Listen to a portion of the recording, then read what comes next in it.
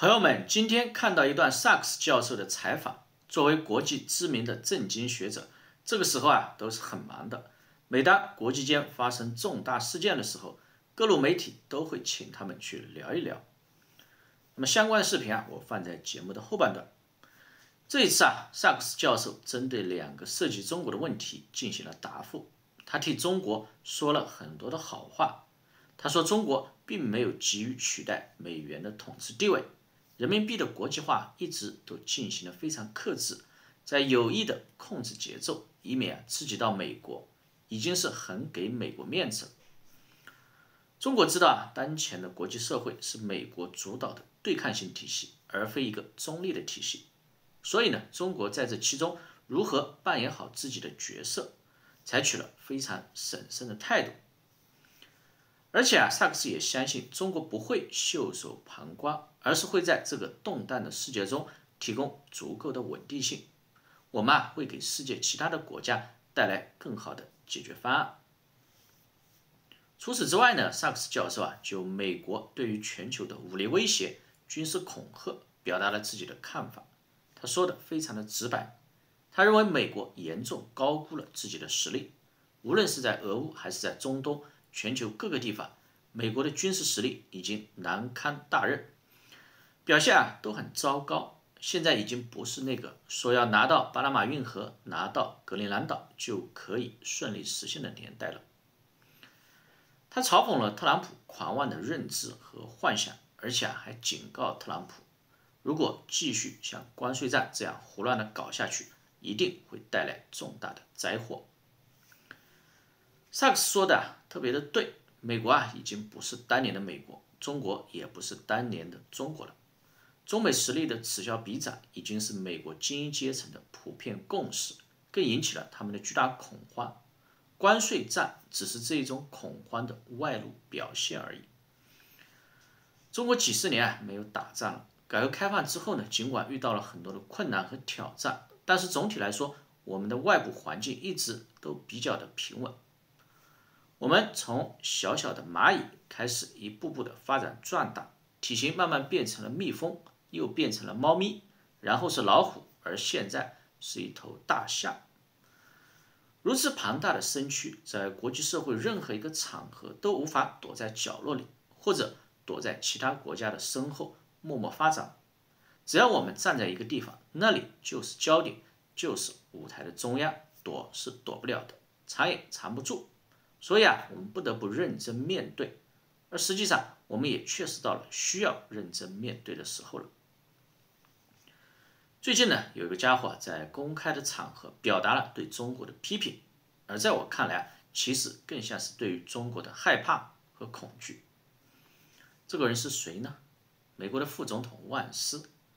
这个家伙隔三差五的上头条，往往都是因为狂妄的言辞搏出位。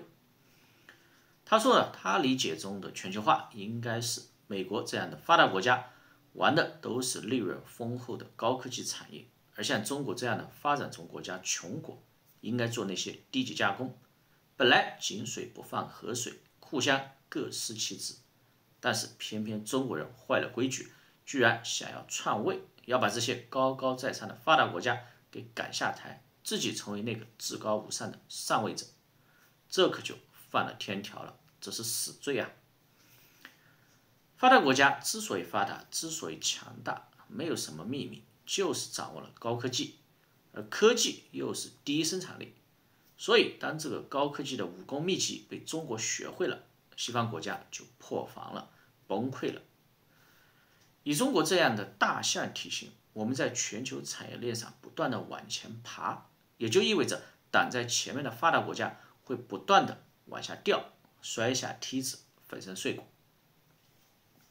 大概在7、8年前，大陆网站就已经有中国是发达国家粉碎机的说法，而现在中国制造2025已经取得成功，中国的产业升级迈入又大又强的阶段。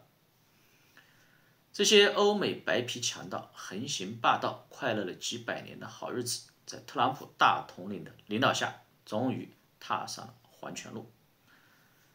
每一代人都有每一代人的硬仗，我们以前享受了先烈的福祉，现在需要给后辈们做好榜样。特朗普的关税战将是未来一系列国际重大事件的起点，我们需要在这一关键性的历史节点展现我们这一代人的担当。百年未有之大变局，以前我们经常挂在嘴上说，但是并没有特别明显的概念。直到现在，特朗普发动关税大战，关心世界正在发生什么的人赫然发现，来了，百年未有之大变终于来了。Well, we see that this is happening now. Trump initially seemed to be aware that it was important to rebuild trust again into the US-centered financial system. But now that the negotiations aren't going as well as they had hoped in Ukraine, we see the Trump administration threatening with sanctions now against Russia, also secondary sanctions, so effectively going after anyone in the world who would trade with Russia, which is quite severe given that Russia holds a very important part in the international energy trade. But as economic connectivity continues to be weaponized, how do you see China responding to all of this? Because the situation doesn't seem stable. It is unraveling. At least it seems to me, unraveling kind of fast. So how are the Chinese responding to this, given that, well, they would be the main rival to the U.S. economy? I think China is trying to hold together the international system.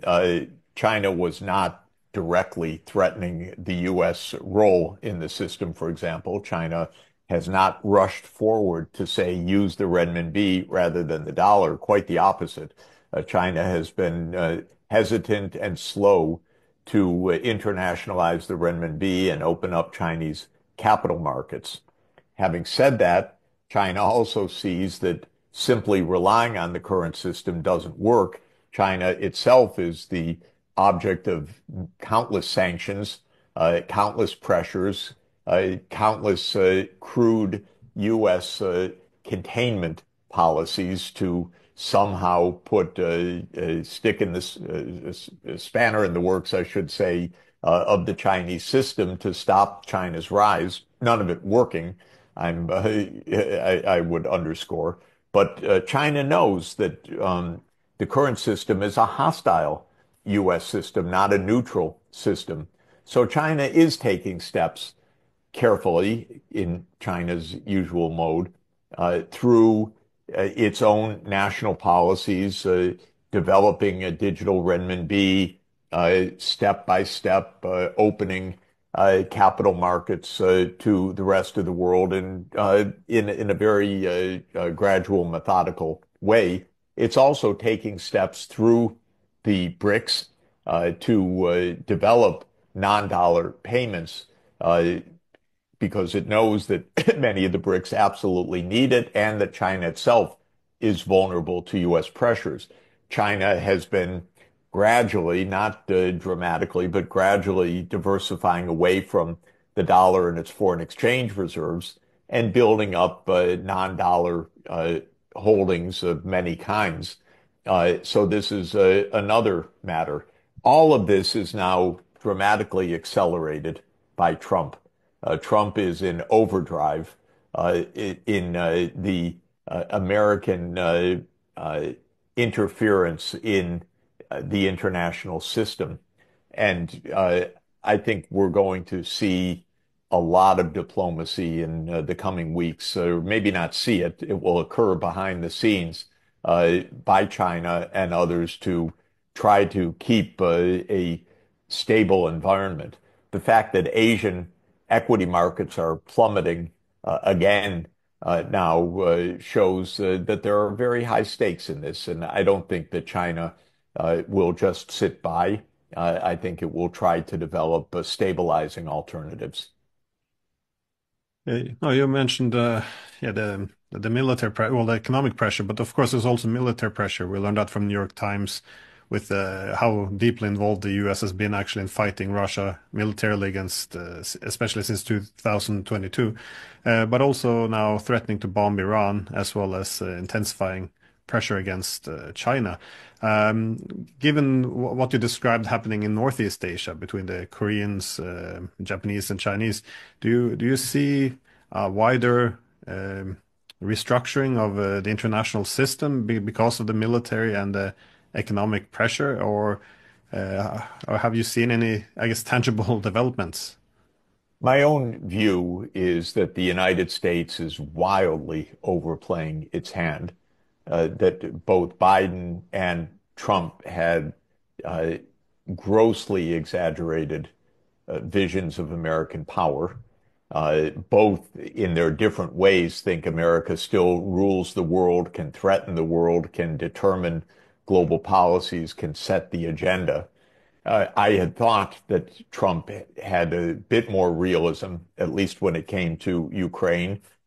It remains to be seen whether they are smart enough to be able to find their way out of that situation. It's a little disappointing in recent weeks that what seemed to start in the right direction is showing all the typical signs of U.S. naivete, ignorance, lack of basic understanding of what to do.